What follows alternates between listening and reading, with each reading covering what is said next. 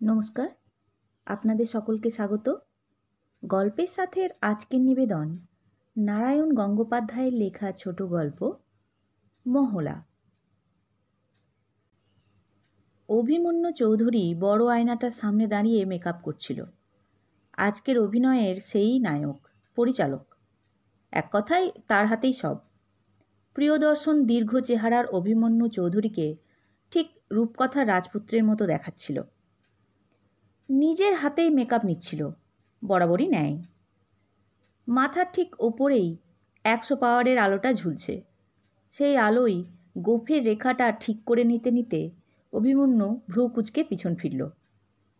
বুড়ো চাকরের মোটা পরচুলো আর ঝাঁকড়া গোঁফ পরা হরিশ এসে দাঁড়িয়েছে। কেমন হয়েছে অভিমন্যুদা? চোখ কুঁচকে একবার হরিশকে ভালো করে দেখে নিলে অভিমন্যু। তারপর বললে, বাঁ দিকের গালে একটা আঁচিল বসিয়ে নাও গে, এই মাঝারি সাইজের।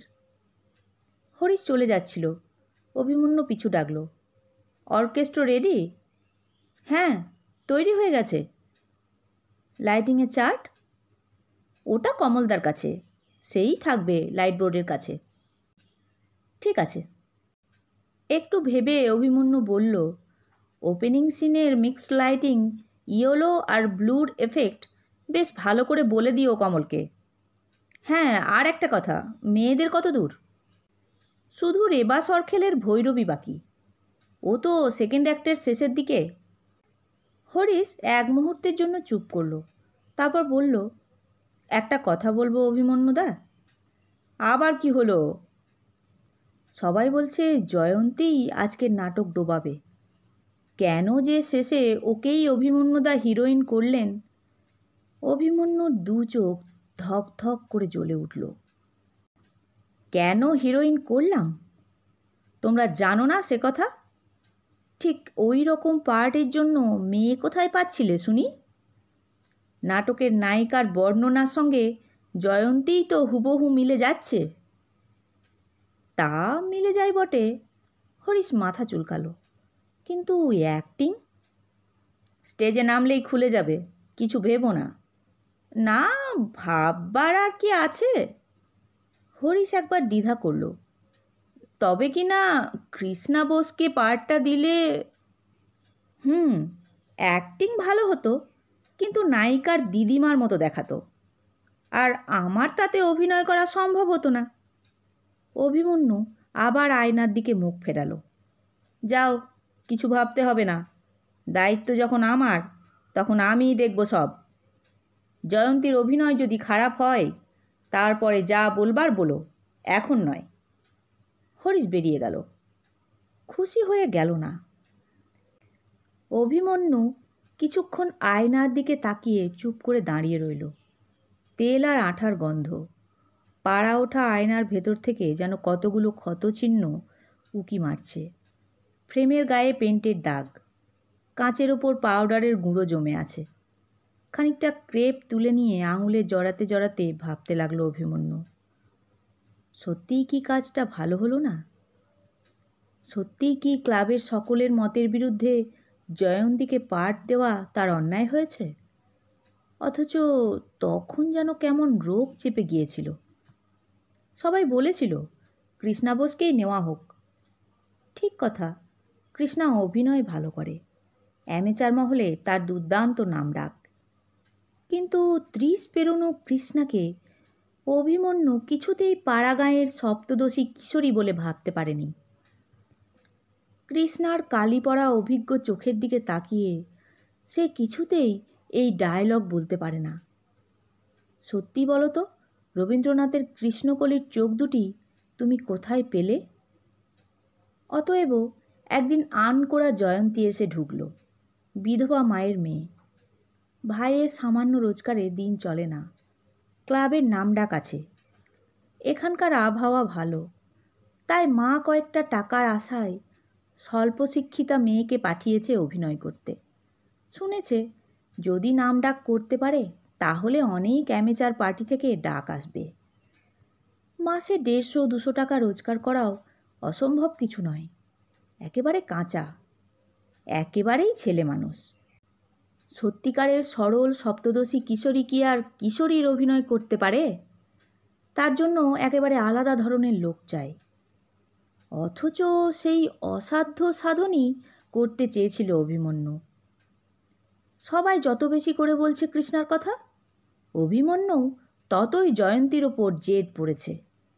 খেটেছে প্রাণপণে, তবুও কাল বোর্ড রিহার্সালের সময় দুবার হেসে ফেলেছে জয়ন্তী। ভুল এক্সিট এন্ট্রান্স নিয়েছে। সবচাইতে দারুণ ড্রামাটিক জায়গাগুলোতে ইমোশন নষ্ট করে ফেলেছে। ক্লাবের সবাই কোনো কথা বলেনি, কেবল মুখ টিপে টিপে হেসেছে দু একজন। বেশ হবে, জব্দ হোক অভিমন্যু। অভিনয়ের সময় নিজের জেদের দাম তাকে দিতে হবে। একটা সিগারেট ধরিয়ে কিছুক্ষণ ভাবল অভিমন্যু। তারপর আঁকা গোপটার সামান্য কিছু কারুকাজ করে মেকআপ রুম থেকে বেরিয়ে এলো। ক্লাবের থিয়েটার, বোর্ডে গিজগিজ করছে লোক।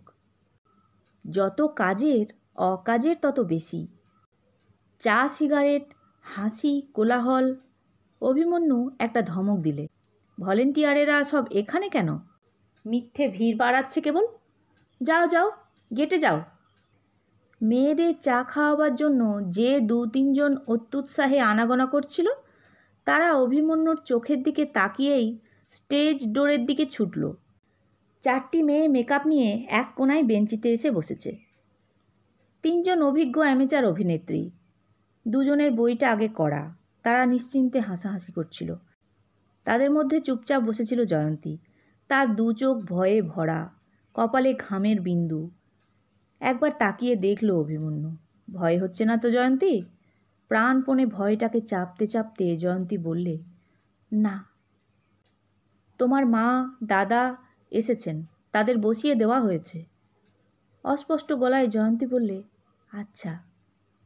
কিন্তু বেঞ্চি ছেড়ে উঠে জয়ন্তী অভিমন্যুর পাশে এসে দাঁড়ালো।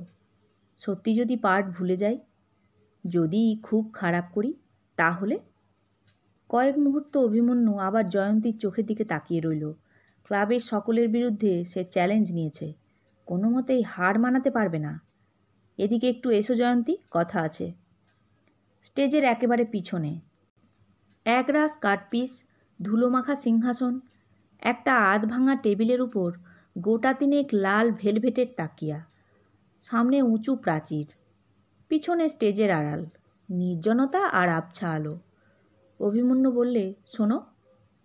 এই নির্জন অস্পষ্ট আলো, রূপবান অভিমন্যুর মেকআপ করা রাজপুত্রের মতো চেহারা, আর তার অপূর্ব কোমল গলার স্বর।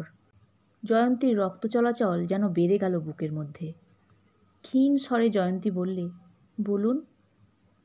চারদিকে একবার দেখে নিয়ে হঠাৎ মুঠোর ভিতর জয়ন্তীর একখানা হাত টেনে আনল অভিমন্যু। থরথরিয়ে কেঁপে উঠল জয়ন্তী। অভিমন্যু বললে, সকলের মতের বিরুদ্ধে তোমাকে নায়িকার পার্ট কেন দিয়েছিলাম জানো? জয়ন্তী কথা বলতে পারল না, নিঃশব্দে মাথা নাড়ল কেবল। শুধু আজকের থিয়েটারেই নয়, আমার জীবনেও তোমাকে নায়িকা করতে চাই। জয়ন্তী, আমি তোমাকে ভালোবাসি। টোলে প্রায় পড়ে যেতে চাইল জয়ন্তী। মেকআপ করা মুখের ভিতর থেকে ফুটে বেরোলো রক্তের উচ্ছ্বাস। অভিমন্যু শক্ত করে তার হাত ধরে রাখল। সেই ভালোবাসার আজ পরীক্ষা জয়ন্তী। আমার মান তোমাকে রাখতে হবে, পারবে না? প্রায় 2 মিনিট পরে জয়ন্তী চোখ খুলল।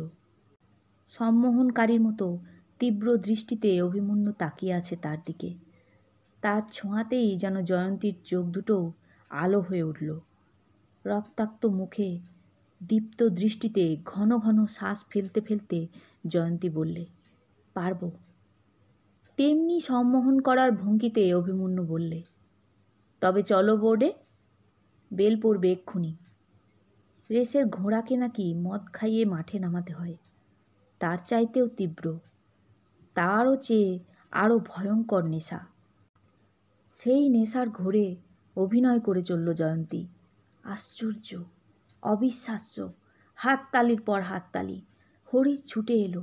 এ কি হচ্ছে অভিমন্যুদা? মিরাকল নাকি? জয়ন্তী যে ফাটিয়ে দিলে। তীব্র গলায় অভিমন্যু বললে, থাক, থামো। হরিশ বুঝতে পারল না, হতভম্ব হয়ে সরে গেল সামনে থেকে। চরম হলো একেবারে শেষের দৃশ্যে এসে। পায়ের কাছে এসে বসে পড়বে নায়িকা, জল ভরা দু চোখ তুলে বলবে, সবাই আমাকে ছেড়ে গেল, সংসারে কেউ কোথাও আমার রইল না, তুমিও কি আমায় ছেড়ে যাবে? বলো বলো। পাগলের মতো ছুটে এলো জয়ন্তী, পায়ের কাছে বসে পড়ল না, একেবারে আছড়ে পড়ল এসে, দুহাতে অভিমন্যুর পা জড়িয়ে ধরে রুক্ষ চুল আর চোখের জলে একাকার হয়ে পাগলের মতো বলতে লাগলো, বলো বলো, তুমি আমায় ছেড়ে যাবে না, বলো। পুরো 2 মিনিট প্রচণ্ডতম হাততালি। অডিটোরিয়ামে মেয়েদের চোখে শাড়ির আঁচল উঠে এলো, পুরুষদের চোখে রুমাল। কে যেন অডিটোরিয়াম থেকে চিৎকার করে বললে, অদ্ভুত অদ্ভুত, ইউনিক। ড্রপ পড়ল। ক্লাবের মেম্বার আর বন্ধুবান্ধবদের ভিড়ে স্টেজ ভেঙে পড়বার উপক্রম। দারুণ হে অভিমন্যু, দারুণ! আর কি দুর্দান্ত অভিনয় করেছে জয়ন্তী, রিয়ালি কৃষ্ণা এর কাছেও এগোতে পারত না। অথচ রিহার্সালে এর 1/4 তো করতে পারেনি। আমরা তো ভেবেছিলাম স্রেফ বসিয়েই দেবে, ডুববে ওর জন্যই। আরে আমি তো জানতুমই। সব চাইতে যিনি বিরুদ্ধ ছিলেন জয়ন্তীর সম্পর্কে, সেই উকিল প্রসন্নবাবু এসে অভিমন্যুর পিঠে থাবড়া দিয়ে বললেন, আমি জানতুম, জহুরই জহর চেনে, অভিমন্যুর কখনো ভুল হয় না। ভিড় একটু কমলে মাথা মুখ ধুয়ে অভিমন্যু আয়নার সামনে দাঁড়িয়ে চুল আঁচড়াচ্ছিল। আয়নার উপরে 100 পাওয়ারের আলো, সেই আলোয় পেন্ট লাগা ফ্রেম আর পাউডারের গুঁড়ো মাখা পাড়া উঠে যাওয়া আয়নার কাঁচে জয়ন্তীর ছায়া পড়ল। অভিমন্যুদা। অভিমন্যু মুখ ফেরালো। এখনো দাঁড়িয়ে কেন? খেয়ে নাও গে। তোমাদের সব ফিমেল আর্টিস্টকে নিয়ে এক্ষুনি গাড়ি যাবে, টাকা পাওনি? জয়ন্তীর মুখ কালো হয়ে উঠল। বলল, টাকার জন্য আসিনি। তবে তবে আর কি চাই? আমি আজ তোমার সঙ্গে যাব, তুমি আমাকে পৌঁছে দেবে? হ্যাঁ, আমি তোমাকে পৌঁছে দেব। হঠাৎ বিশ্রীভাবে খেঁকিয়ে উঠল অভিমন্যু। খেয়ে দেয়ে আর কাজ নেই আমার? জিনিসপত্র গোছানো, হিসেব, সকলকে পাঠাবার বন্দোবস্ত, আমার ফিরতে রাত 2টো। এখন ইয়ার্কি দিলে আমার চলবে না। যাও, খেয়ে গাড়িতে ওঠো গে, আমাকে বিরক্ত করো না।